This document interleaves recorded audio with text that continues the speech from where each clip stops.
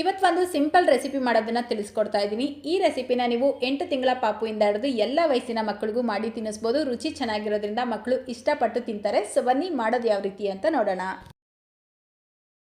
ಈ ರೆಸಿಪಿ ಮಾಡ್ಕೊಳ್ಳೋದಕ್ಕೆ ನಾನಿಲ್ಲಿ 2 ಟೇಬಲ್ ಸ್ಪೂನ್ ಅಕ್ಕಿ ತಗೊಂಡಿದ್ದೀನಿ. ಮನೆಯಲ್ಲಿ ಯಾವ ಅಕ್ಕಿ ಊಟಕ್ಕೆ ಬಳಸ್ತಿರೋ ಅದೇ ಅಕ್ಕಿನೇ ಉಪಯೋಗಿಸ್ಬೋದು, ಅಥವಾ ಕೆಂಪಕ್ಕಿ ಇದ್ದರೆ ಅದನ್ನು ಉಪಯೋಗಿಸ್ಬೋದು. ಈ ಅಕ್ಕಿ ಜೊತೆಗೆ 2 ಬಾದಾಮಿ 2 ಗೋಡಂಬಿನ ಸೇರಿಸ್ಕೊಂಡು ನೀಟಾಗಿ ತೊಳ್ಕೊಳ್ಳಿ. ಈಗ ಇದರ ಜೊತೆಗೇ ಒಂದು ಚಿಕ್ಕ ಪೀಸ್ ತೆಂಗಿನಕಾಯಿನ ಸೇರಿಸ್ಕೊಳ್ಳಿ. ಆ ತೆಂಗಿನಕಾಯಿ ಹಿಂದ್ಗಡೆ ಬ್ರೌನ್ ಆಗಿರುತ್ತಲ್ವ, ಅದನ್ನು ತೆಗೆದುಬಿಟ್ಟು ಸೇರಿಸ್ಕೊಂಡಿದ್ದೀನಿ. ಮತ್ತೆ ನೀರು ಸೇರಿಸ್ಕೊಂಡು ಇದನ್ನು ಒಂದು 15 ನಿಮಿಷ ನೆನೆಸಿಡಬೇಕು. ಟೈಮ್ ಇದ್ದರೆ ಅರ್ಧ ಗಂಟೆ ಬೇಕಿದ್ರೂ ನೆನೆಸಿಡ್ಬೋದು. ನೋಡಿ, ನಾನಿಲ್ಲಿ ಕರೆಕ್ಟಾಗಿ ಅರ್ಧ ಗಂಟೆ ನೆನೆಸಿಟ್ಟಿದ್ದೆ. ಈಗ ಇದನ್ನು ನೀರಿನ ಸಮೇತ ಒಂದು ಬ್ಲೆಂಡರ್ ಜಾರ್ಗೆ ಸೇರಿಸ್ಬಿಟ್ಟು ನುಣ್ಣಗೆ ಪೇಸ್ಟ್ ಮಾಡ್ಕೊಳ್ಬೇಕು. ಪೂರ್ತಿ ನುಣ್ಣಗಾಗೋದಿಲ್ಲ, 2 ಸಲ ರುಬ್ಕೊಳ್ಬೇಕು. ಸೊ ನೋಡಿ, 1 ಸಲ ರುಬ್ಕೊಂಡು ಇದನ್ನು ಫಿಲ್ಟರ್ ಮಾಡ್ಕೊಳ್ತಾ ಇದ್ದೀನಿ. ನೋಡ್ಬೋದು ನೀವು, ಪೂರ್ತಿ ತರ್ತರಿಯಾಗಿದೆ. ಇದನ್ನು ಮತ್ತೆ 1 ಸಲ ರುಬ್ಕೊಂಡು ಫಿಲ್ಟರ್ ಮಾಡ್ಕೊಳ್ಳಿ. ಈ ರೆಸಿಪಿನ ನೀವು ವಾರದಲ್ಲಿ 3 ದಿನ ಮಕ್ಕಳಿಗೆ ಮಾಡಿ ತಿನ್ನಿಸ್ಬೋದು. ಬೆಳಗ್ಗೆ ಅಥವಾ ಮಧ್ಯಾಹ್ನ ಟೈಮಲ್ಲಿ ಮಾಡಿ ತಿನ್ನಿಸಿ.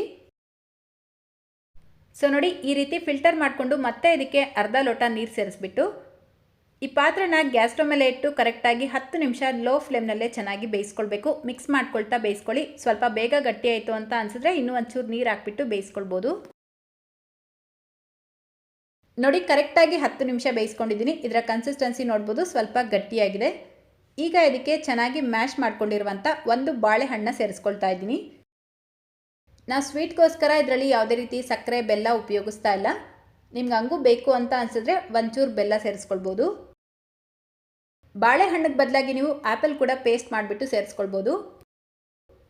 ಸೊ ನೋಡಿ, ಬಾಳೆಹಣ್ಣು ಸೇರಿಸಿದ್ಮೇಲೆ ಜಸ್ಟ್ 1 ಸೆಕೆಂಡ್ ಇದನ್ನು ಮಿಕ್ಸ್ ಮಾಡಿಬಿಟ್ಟು ಗ್ಯಾಸ್ ಫ್ಲೇಮ್ನ ಆಫ್ ಮಾಡ್ಕೊಳ್ಳಿ.